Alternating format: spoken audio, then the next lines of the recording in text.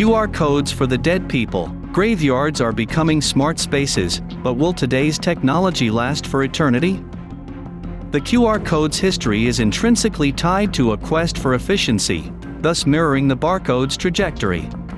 Drexel graduate students Norman Joseph Woodland and Bernard Silver patented the barcode in 1952, but their invention wasn't fully realized until the 1960s, with the birth of the CarTrack system, implemented by the railroad industry to track the contents of individual railcars. Barcodes were then commercially popularized with the birth of the Unique Product Code, or UPC, in the 1970s as a way of automating cashiers' labor, ostensibly saving time, while preventing the carpal tunnel-inducing repetitive motions of manually entering numbers. But barcodes can only contain roughly 20 alphanumeric characters, thus limiting their applications. In 1994, a Japanese subsidiary of Toyota called Denso Wave released the Quick Response or QR code, allowing more information to become embedded into objects. Unlike the PDF 417 and other earlier 2D barcodes, the QR code decodes information using image sensors rather than by utilizing a linear scan. Their ability to be read by smartphones means that QR codes are now being used in numerous ways, sometimes tied to long-standing physical structures. Although QR codes are primarily used to facilitate short-term commercial interactions, now they are being integrated into places associated with posterity. QR codes sometimes appear in unlikely places, on everyday objects rather than on advertisements or billboards. So common are these weird encounters, a Tumblr dedicated to ill-conceived QR code embedded things has emerged, with photographs of QR codes in the wild, on teabags, the backs of Subway employees' t-shirts. When the advertising campaign ends or a company nosedives and disappears, the QR code itself may endure on these materials. If they are placed on long-standing structures or tangible objects, the QR code becomes a part of the architecture. What does it mean to use QR codes as points of connection for the long duration? What happens to digital objects after they lose their smartness? An example of QR codes on headstones may offer an entry point to begin thinking through these questions. Gravestone monuments, after all, are built of sturdy matter such as granite, fieldstone, and marble, materials imagined to last well into the future. Given the proliferation of memorialization websites and the use of social networking profiles as mourning spaces, it may come as no surprise that QR codes now appear on headstones, linking graveyard visitors to online tributes to the dead. The frenzy of connectivity fomented by the Web 2.0 ethos has apparently led to a market for interactive, digitally connected graveyards. In 50 or even 100 years, so the idea goes, people will be able to scan QR codes with their devices and learn more about the people buried in a cemetery. Living Headstones, a subsidiary of the Seattle-based gravestone and monument company called Queering, claims their memorial blends the timeless tradition of granite headstones with the newest technology available. We provide an interactive living memorial that is a legacy for future generations. According to Living Headstones, families now often live in geographically disparate areas, meaning that frequently visiting grave sites is not a possibility. QR codes on headstones link a particular grave site in one geographic location to a virtual public space that can be accessed from anywhere, allowing graveyard visitors and those from afar to link to the same memorial website, while inducing a sense of shared experience. While living headstones serve as digital spaces for photographs, comments, obituary articles, genealogical information, and links to social networking websites, they are also situated in stone. The granite headstone, explicitly linking the body of the deceased to a physical geographical space in a graveyard, belies the networked space of the memorial website. Today, multiple companies provide QR codes that attach to physical headstones and link family members and friends, but also random graveyard visitors, to memorial websites or other information about the deceased. Children can now learn all about the grandfather they never met while visiting his gravesite.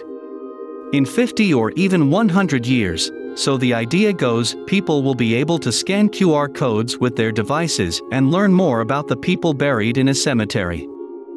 Smart graveyards have long been considered important practical and historical tools. Knowing the exact coordinates of each burial plot in a vast cemetery is no easy feat, much in the way that Geographic Information System (GIS) promised digitally accessible archaeological and historical sites, graveyards among them. So now QR codes become a means of organizing and archiving information. GIS provides spatial analysis of mortuary spaces, both ancient and contemporary, allowing users to map and analyze burial plots, genealogical information, and other features. Now QR codes can become part of this mapping process as well. In La Paz, a Jewish cemetery in Uruguay, QR codes on every headstone link visitors to information about specific graves. Thanks to the codes, every tombstone's location is known, and the curious can even view the cemetery remotely. QR codes on headstones promise access to in-depth personal details about the buried person instead of just generating metadata. Despite the commercial origins of both the QR code and the barcode, it is difficult to imagine family members placing barcodes on gravesites, essentially marking their dead loved ones as commodities or conjuring images of barcode forehead tattoos from dystopian fantasy novels. QR codes facilitate the sharing of information, but they have managed to distance themselves from a necessary connection to commercial activities. Nevertheless, QR codes only become recognizable symbols thanks to their successful commercial implementation. For this reason, some may find their visible presence in graveyards discomforting or disrespectful. As a result of such concerns, Arlington National Cemetery debated and ultimately decided against incorporating QR codes as means of linking gravestones to historical information about the dead. Not only do QR codes raise issues regarding propriety or sanctity, they also connect to issues of privacy. QR codes link everyday objects and services to individuals' mobile devices, and as such they raise issues of surveillance and tracking. Recently, legal scholars Lillian Edwards and Adina Harbinga have advanced the idea of post-mortem digital privacy, which concerns defamation, data rights, and murky situations when a dead person's revealed secrets may inflict pain or damage upon surviving family members. QR code-connected online memorials exemplify such privacy concerns. In 2008, a Japanese memorial company called Ashiniko started advertising QR codes for headstones. Visitors who scanned the code would be led to a dedicated website, replete with photographs and other information about the deceased. For the sake of privacy, only family members and friends with physical keys could actually access the QR code. The code remained hidden behind a locked stone chamber on the physical shrine. Digital Legacies, a Philadelphia-based company that also provides QR codes for headstones, uses a different method. Its customers can set their websites to public or private, either allowing random graveyard visitors access to the digital shrines or not. According to Digital Legacies, sharing is caring, thus overtly endorsing a moral imperative for the immediate connection fostered by quick response codes. To publicly share a loved one's memorial site is in itself an act of love, emphasizing the importance of circulation even in non-commercial contexts. Companies that sell QR codes on headstones must strike a balance between providing a means of embedding and circulating knowledge while restricting the general public's access to personal information about the dead. What happens to these gravestones if the QR code fades, links are broken, or new technology renders QR codes indecipherable? No one can predict how long a particular technology will last. QR codes rely on the persistent value of the object in which they are embedded. QR codes rely on many mundane but crucial pieces of infrastructure to continue operating: the computer vision software that detects and decodes the code, the maintenance of links or domain registrations of the associated websites, the ongoing operation of the websites themselves, and even the persistence of the basic infrastructure of the web.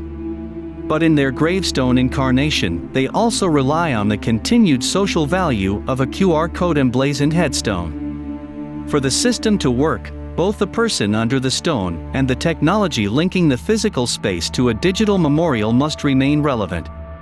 The value of big data, as well as of more effectively produced objects, both digital and not, relies on this kind of an orientation toward the future. Value is contingent upon the sustained recognition of worth. If and when the QR code disappears as a useful technology, it is likely that smart headstones will persist as material rather than digital traces.